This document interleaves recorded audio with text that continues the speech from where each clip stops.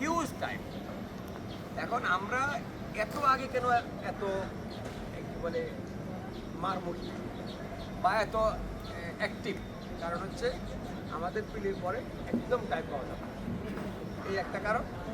Second কারণ হচ্ছে এখানে যারা আসছে তারা অ্যাটলিস্ট প্রথম 4-5টা চয়েসে চাকরি চায় নাকি, তাই তো আশা করো নাকি? পিএফ ধরো ফার্স্টে অ্যাডমিন দিবা বা কাস্টম দিবা বা পুলিশ দিবা, ফরেন দিবা, এই ফার্স্ট সেকেন্ড থার্ড এর মধ্যে চাকরি চাও। এই চাকরিগুলো আরও কারা চায়? 2000 আরও যারা ক্যাডার পাইবেন তারাও চায়, তাদের প্রস্তুতি ভালো, সেজন্য তোমরা আগে থেকে অ্যাক্টিভই তো। এবং তোমরা যেগুলো পরামর্শ দিচ্ছ এগুলোতে আমাকে একটা বিষয় অনুপ্রাণিত করে, সেটা হচ্ছে তোমরা এই বিষয়ে অনেক চিন্তা করো, তোমরা এই বিষয়ে ভাবছো, এটা ভালো দিক। কিন্তু আমার ব্যক্তিগত মতামত হচ্ছে যা যেমন হবে সেইভাবে কন্টিনিউ করা উচিত। কেন? কারণ সব পৃথিবীর সব কিছুতেই কখনোই 100% হয় না।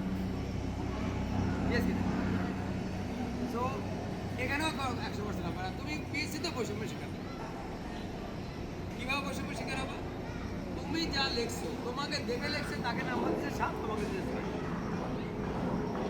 কি এরকম উদাহরণ নাই না? মানে তোমার দেখা দেখি লিখছে এক ফ্রেন্ড, তাকে দিচ্ছে 7, তোমাকে দিচ্ছে 6। এটাই হবে, কারণ যেহেতু খাতাটা দুজন লোক আলাদা কাটে, ঠিক আছে কিনা?